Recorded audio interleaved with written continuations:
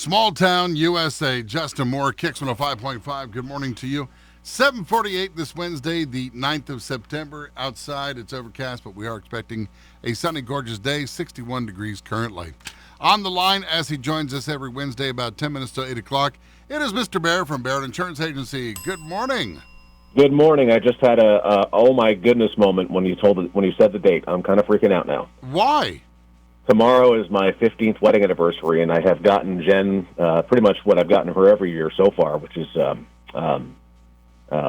Big ball and nothing. Egg. Yeah.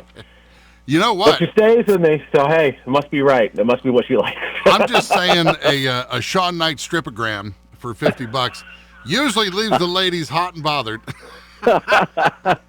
Or it's kind of like when they tell you to do chores and you do them completely bad, so they never ask you to do them again. If I did that, she'd be like, "Don't ever get me anything again." Oh my goodness! Well, I think it might take you up on that. I'll write a little thing here. Wish the happy anniversary to the Barretts tomorrow. Got it. So with more and more people moving in with family because of the pandemic, and of course, work for some have been furloughed, laid off, or whatever the case might be. If I moved my mother into my home, she has her own car, she has her own insurance. Would I need to put her on my insurance, inform my insurance agency? Same with her. Would she need to say, I'm now living somewhere different and I have adults that live in the home that are eligible drivers? How does that work? It's interesting. So that does. It's interesting because it's company dependent. So there are some companies out there adamant that you need to have everybody who's of driving age in the household listed on your policy, whether they drive your vehicle or not. Now, the companies that have that requirement, when you list those other individuals, you are putting them on as having their own insurance. So you're simply just listing them. And I think one of the reasons why companies like that is they want to make sure that you don't have high-risk individuals with access to your vehicles. So it gives the company an opportunity to kind of get an overview of, okay, do we have any higher risk individuals, maybe a lot of convictions or DUI or young drivers or things like that. But overall, a lot of companies are kind of fairly lax about that.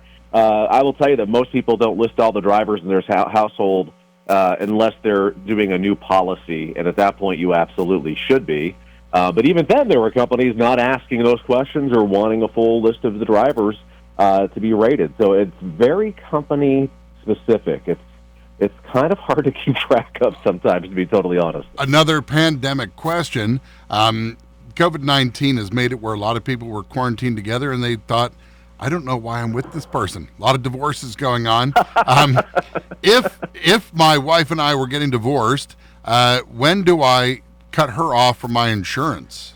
If that's what we're deciding to do. So you're going to cut her off from your insurance versus her cutting you off from her insurance? Well, if we're on the same insurance, how does that work out? We have to get separate insurance policies?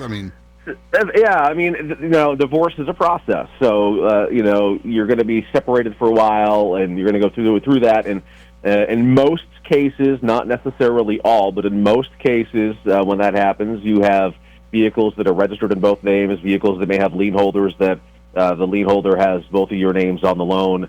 So cases like that, we a lot of people will do kind of what we call a slow transition, just to make sure that they're not doing things prematurely.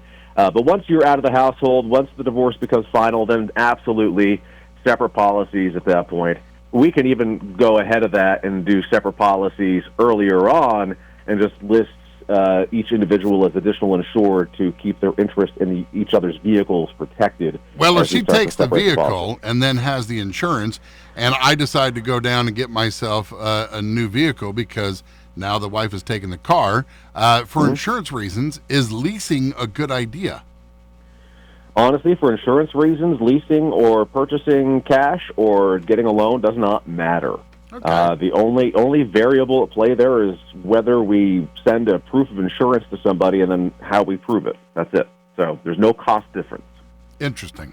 If you would like to have a conversation about whether or not COVID-19 has affected you personally when it comes to the realm of car insurance or even renter's insurance, you want to know more about your policy, you want to know if you're just spending too much every month, have a conversation. just to pick up the phone and talk to Mike. He's very easy to chat with sometimes. Good policies. Depends on the day. If the stars are aligned. Give Barrett a call at Barrett Insurance Agency by calling 748-5224. You can visit us on Portland Street in St. Johnsbury, where we are open to the public, and we do ask that you wear a mask. There's a nice sign on the door. You can also get a free home or auto quote on our website, thebarrettagency.com. Find out all about our agency on there as well. You can find us on YouTube, Google, and Facebook. Just look for Barrett Insurance Agency. Talk to you next Wednesday for Good Policies, Mr. Barrett. Have a great week. You too, sir. Be well. Bye-bye.